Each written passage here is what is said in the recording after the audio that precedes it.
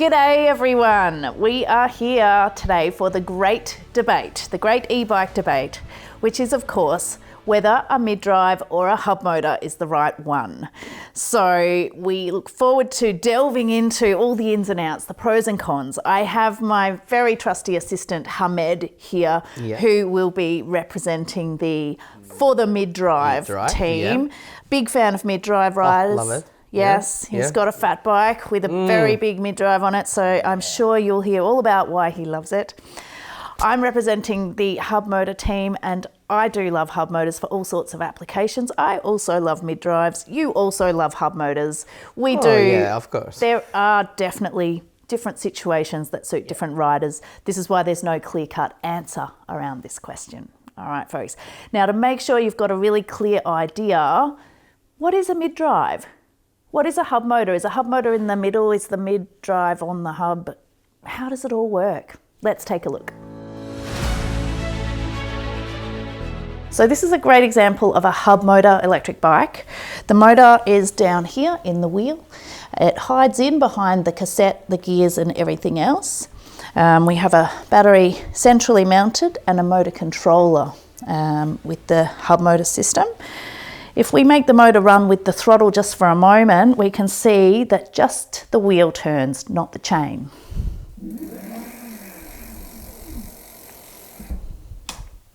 Super simple to use because it doesn't matter what gear you're in, the motor will respond in the same way. My favourite things about this bike, I really like hub motors the way they just disappear into the back wheel. You really can't notice them, they're hiding almost there. The balance is pretty good.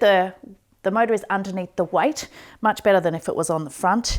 Front wheel hub motors are around, but not as well balanced. I like the fact that I've got a throttle and that I don't have to think too much about the gears. This is a great, as I call it, a point and shoot pony. It just goes without me having to think too much.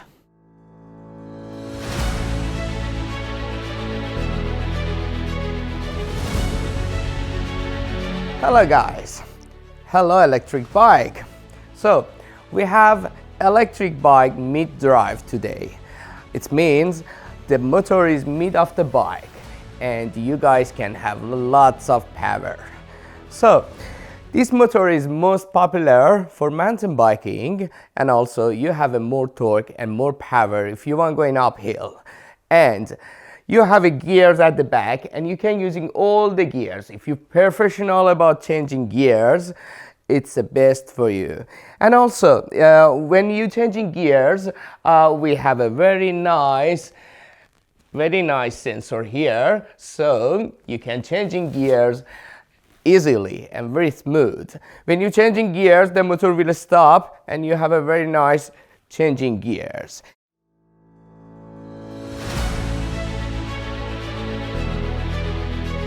So with that in mind, let's jump in and have a look about some of the pros and cons. Oh, yeah. So for me, I find hub motor to be just so simple. It's the number one reason that there's so many riders for whom a hub motor suits, because you just don't need to be thinking about which gear you're in. The bike's just going to take you. You don't have to be worried that if you stop in a high gear, you can't take off easily. It's just so simple. That's why lots of delivery riders and e-bike hire places tend to use them. There's just simplicity. You can't go past simplicity. That's why I love mid-drive. If you're a professional rider like me, so cheeky, you like mid-drive. Mid-drive, you know, you have lots of gears. You can changing gears, you can playing with gears, and also you're feeling with the mid-drive. It's like a professional rider, and you can changing gears a lot. Uphill, downhill, going fast, back, and also you can change your chainring at the front and choose your torque. What do you need? Do you want to go fast or do you need torque? If you need more torque, you can using small chainring, and if you need to go fast, just bigger chainring. Yeah. I get that. So, you know, you can torque the motor right down by putting it in a big cog at the back. Like, it's nice to have that control. If you want to go really fast, use a high gear. I can still do that with my hub motorbike. I've still got 24 or 27 gears. See, the benefit of the hub motor is I don't lose 2/3 of my gears at the front. With your mid-drive, you can only have one chain ring at the front because it's driving the motor.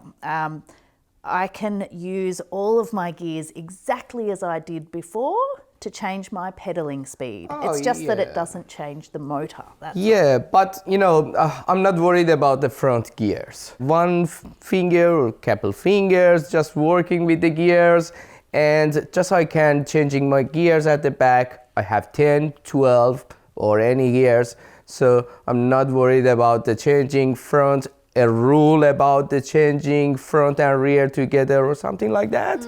So it's more simple for changing gears. And also I have I can do actually program my bike, and also I can just choose what I need.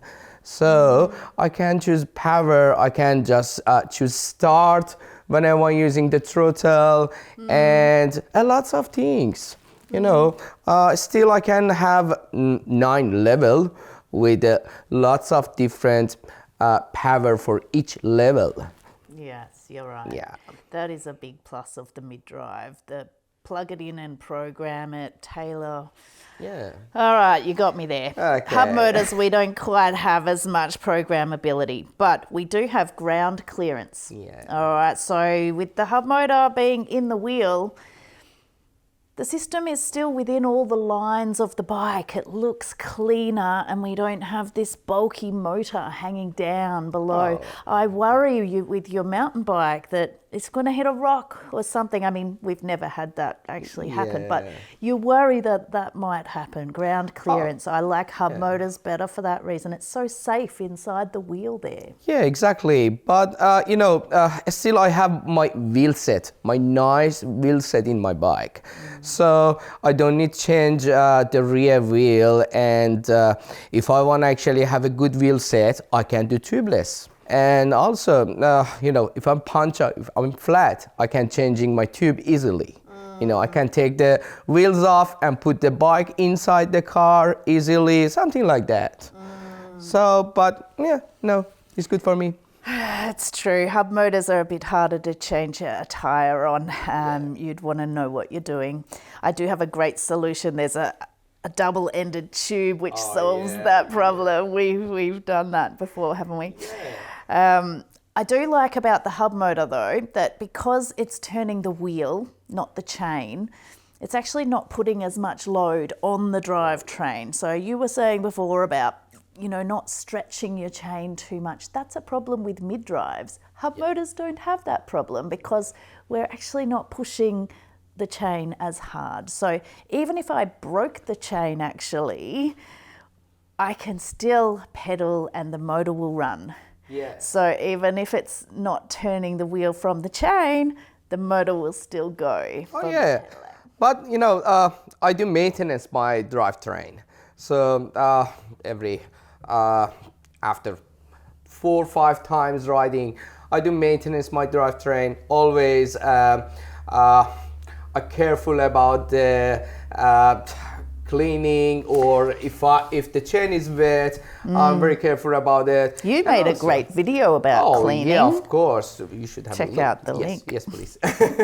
So if I want to take the motor off and put to another bike, it's easy. So I can change the bike, and I can actually just take the motor off and put in another bike so easily. And also the wires are very safe in mid-drive. They are under motor usually, or we can hide it in the frame.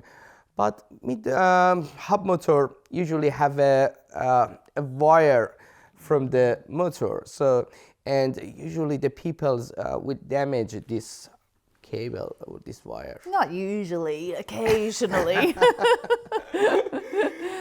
Okay, yeah, so hub motors with their wire that comes out the side. If your bike falls over, that cable can get damaged. Is that what you mean? Yeah. So is not too common, but if somebody's not looking after their bike, it can get damaged. But I believe that hub motors are more resistant to water coming in. One of the problems with the mid-drive motor is that cables can take water into the controller. So if people are not being very careful how to wash the bike, it's more likely that water can get inside the controller when it's low down. It's a very vulnerable position on the bike to put the electronics, the motor controller there. So I prefer with a hub motor, the controller is somewhere else on the bike. The controller is actually in a little bag. It can easily be replaced if need be. It's not a big job. Whereas with a mid-drive, it's attached to the motor. It can get hotter. It's not likely to, it's not as easy to clean. Oh yeah, of course. But the mid-drive, usually big companies like Shimano, Bosch, Bafang, we have Bafang. I very like this company. So, and they're making mid-drive, and usually Shimano and Bosch or Yamaha, and Specialized, they don't have any hub motors. So because mid-drive can give you more torque, and they're making different chainring, and usually the companies have different chainring, so you can choose the chainring. Yeah, I feel like those companies are just marketing to the parts of the riding community that have the most money. So they're probably targeting mountain bikers. This is why they're aiming with mid-drives, because mountain biking was the very popular part of cycling to adopt electric assist, and that's what made e-bikes suddenly popular. So I feel like those companies are targeting that sector, but they're forgetting about the rail trail riders and the commuters and those other parts of the market where a simple solution like a hub motor is much easier and more suitable. Mid-drive, I know, is more professional, and hub motor doesn't need more maintenance, I think. But mid-drive, we need actually re-grease, and we need to maintenance the motor too. But hub motor needs less maintenance. I'm sure in my experience in this industry, we get fewer faults or problems. The motors really don't ever need re-greasing, or very rarely get water. Hub motors seem to me more reliable than mid-drives, and the wear and tear on the bike is far less. Maybe just go through a few more tires instead of more chains, I guess. I like mid-drive because the controller is integrated in the motor.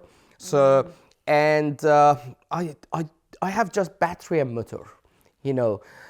That's it. So and it's much quiet in the bike, and when the motor is on the middle, I have good balance.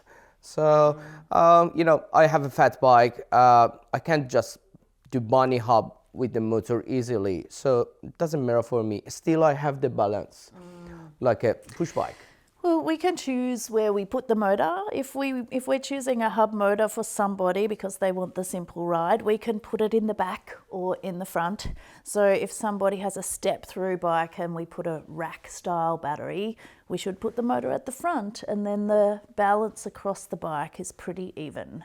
But if you have all of the weight in the middle, with the mid-drive, it's a bit different. So but we can choose with the hub motor. Oh yeah, I'm pretty sure every single person, we should choose the motor for them, because maybe you need mid-drive, maybe you need hub motor.